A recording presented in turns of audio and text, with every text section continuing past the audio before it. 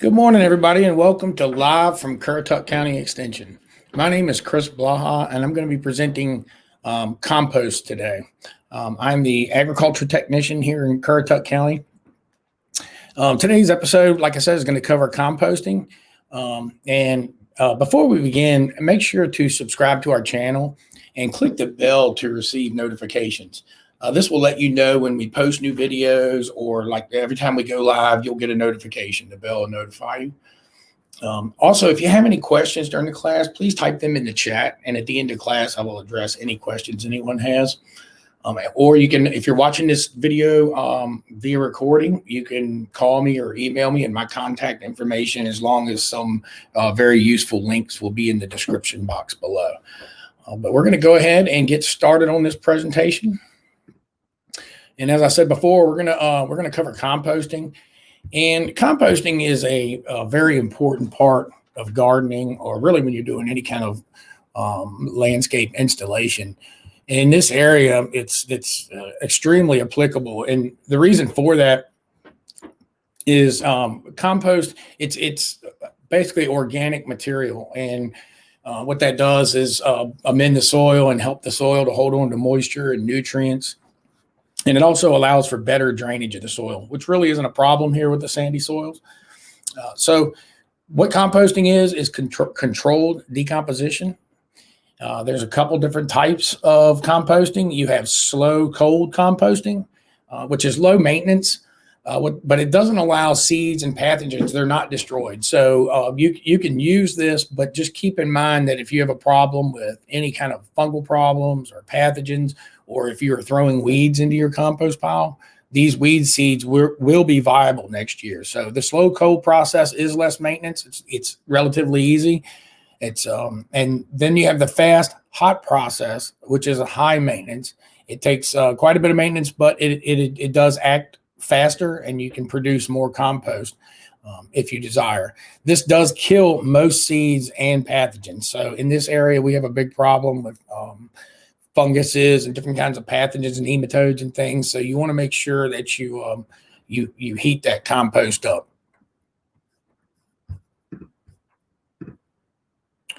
So what is composting good for? As I said before, it's good as a soil amendment. And in this area with our sandy soils, it is and not everybody has sandy soils, but there is quite a bit in this county. It's also good for reducing input to landfills. I want to say, I think it's 28% of all of the landfill material of the material that we put in the landfills is organic material, and that organic material could be composted.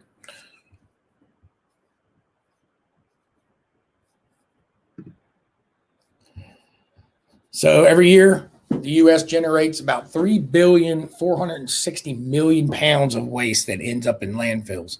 So if you take the organic, that 28%, makes a big difference in how we can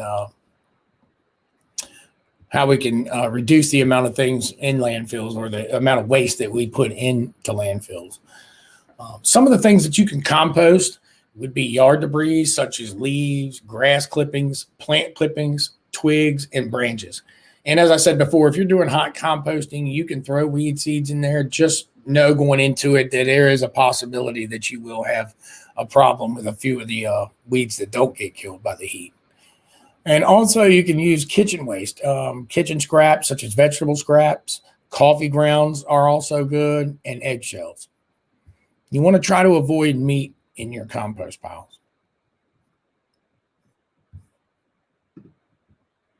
So composting don'ts.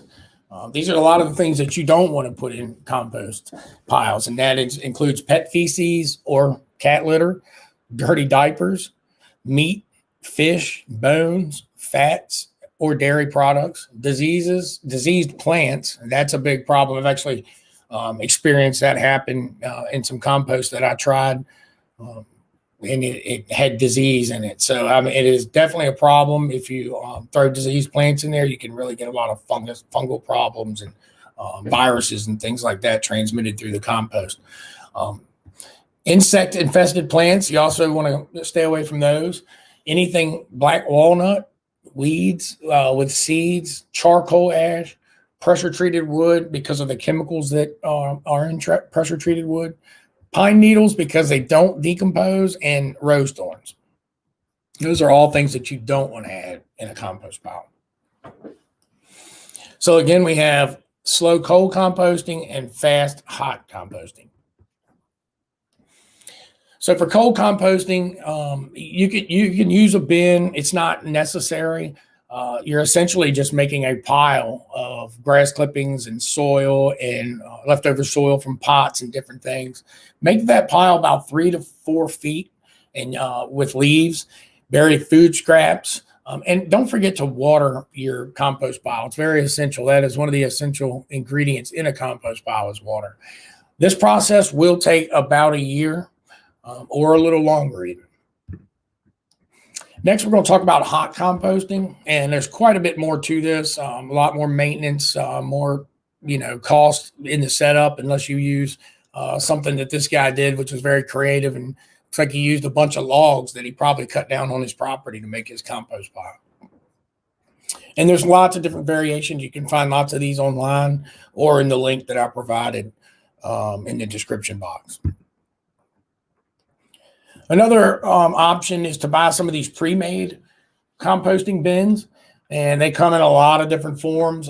There's really kind of do some research on these, though. Some of them are more user-friendly, and some of them work a lot better than others do. So do a little research on those before you purchase one.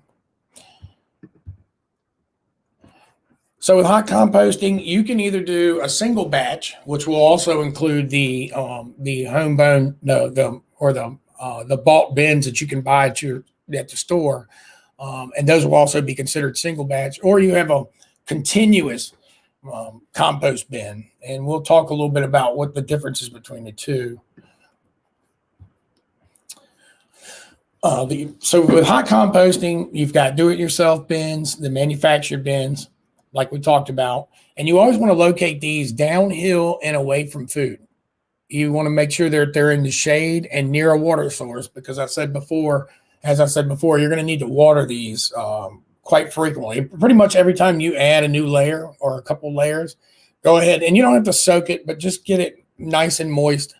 And that's going to help speed things up. It needs to stay moist throughout this whole process. So when you're composting, it really is all in the mix, and you want to get a thorough mix, and we'll talk more about that. But make sure it's about 2 and 1 browns to greens. And again, you can stay away from you can use bone meal, blood meal, sprinkled on greens if you like. Flat soft drinks work really well in a compost pile, but stay away from the carbonation. Once it goes flat, you can add it to the compost pile. And avoid too fine particles. You always want, you don't want them too large nor too fine. So sometimes you can take them. I'll take a bush hog and run over top of any kind of sticks. If they're not too big in diameter, I'll run them over with the lawnmower and kind of shred them up before I add them to the compost pile. That's also going to kind of help things speed up quite a bit.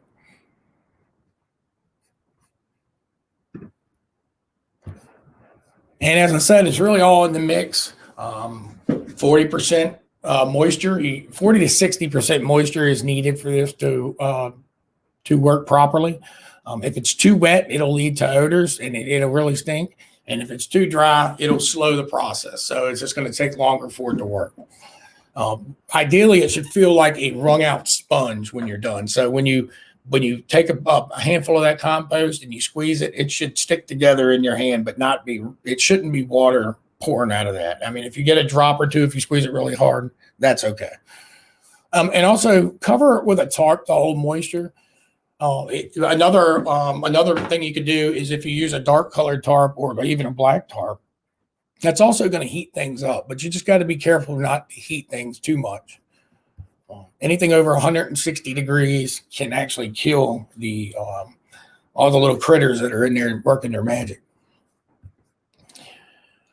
So as we said, with composting, you want to get the right mix of browns, greens, and blacks, which are your microorganisms. Now, when you're adding your blacks, this can be soil, it can be old potting soil, it can be topsoil, it can be any of that stuff. So when you add your first layer, we're going to talk now about how you layer these compost bins. And the first thing you want to do is add some branches to the very bottom layer, just some twigs or thin branches or things of that nature. That's going to allow airflow from the bottom, and air is one of the essential items in composting. So next, we're going to want to add. For some reason, this is not wanting to hold for me. So what we'll do next is add a brown layer of leaves. And you could even ground up twigs would work. And then above that, you're going to add the green layer, which will be, it can be grass clippings, it can be vegetables, it can be really anything green that you want to add in there. And then a thin layer of, like I said, topsoil, compost, or anything dark that's like a soil on the top. It could be old potting soil that you have from, maybe you've had a container garden, you want to add the topsoil to the top there. And then just repeat the process over and over till you get to the top. And don't forget to add water in between the layers, very important. Next, cap the pile with 4 to 6 inches of carbonaceous material or your leaves, or cut up sticks. And this is going to keep out the flies and other pests, and to act as an odor filter, because it does put off an odor. If it's done right, it's a very earthy smell. If not, you can really get a stench out of your compost. So the composting is going to take, it takes several days to get started working, to get to work its magic. And it will stay hot for weeks. You want to turn these compost piles weekly if possible. Every other week is okay. And the more you turn them, the faster the process. The less you turn it, the slower the process goes. So if you're okay with that, you want to turn it less, no problem. It takes about 4 to 8 weeks if you turn it weekly to process.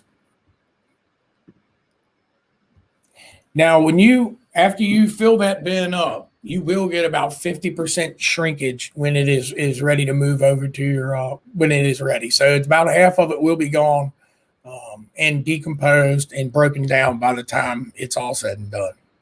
And as it's shrinking, you don't want to add more to your compost pile. If you have a 3-bin continuous system in the hot composting, as you can see, the one on the far right is where you start your pile, and then you have one that's curing in the middle. So that's about when it's the 50% shrinkage rate. And then you have finished compost in the end. And, the reason this is a better system, or you can have more compost, it's obvious, because you can just take it and flip it from one bin to the next, and you constantly have a continuous process of compost going.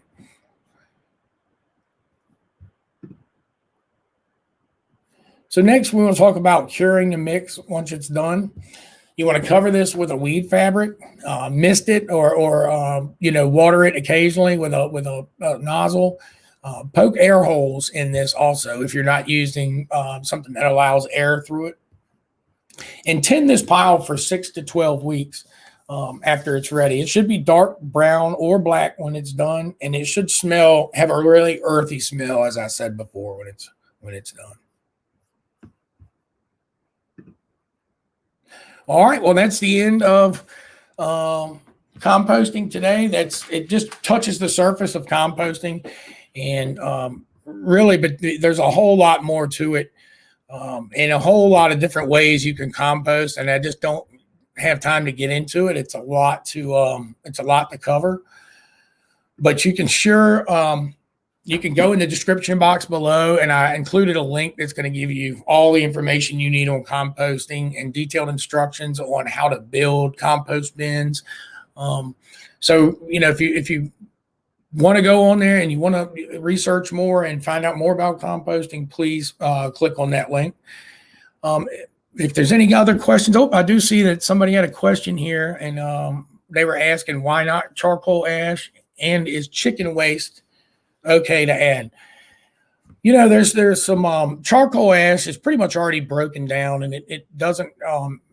You can add a little bit of phosphorus to your to your pile, adding that, but if you're using a continual process, it's not really going to benefit you a whole lot. The chicken waste is okay to add if you're doing a cold compost pile and it's got time to break down. You can add some of that to your pile. I don't recommend it in a continual process because it's too rapid of a process, and it's not going to have time to completely break down that animal in the process. That said, I do know some people who add roadkill to their compost piles, and they have great compost. But they have a different method of doing it where it cures faster, and it's a mechanical method of doing it. So I'm not sure, if that helps you anymore or answers any of your questions, but I can send you some information if you would like to send me an email, which I have my email address included in the description box as well. So if that's everything everybody's got today, I appreciate you guys watching, and make sure you just check the description box, as I said, for the links from our class and our social media sites and our evaluation, which is really important to the way we do business and the way we tailor these programs. The evaluation helps us to improve our classes, and any of the suggestions that you give, we do try to we take those to heart and try to take care of that. So tune in next week, and Stephanie Minton will be presenting on dealing with stress and our emotional health during these difficult times. So thanks everybody for attending, and have a great day.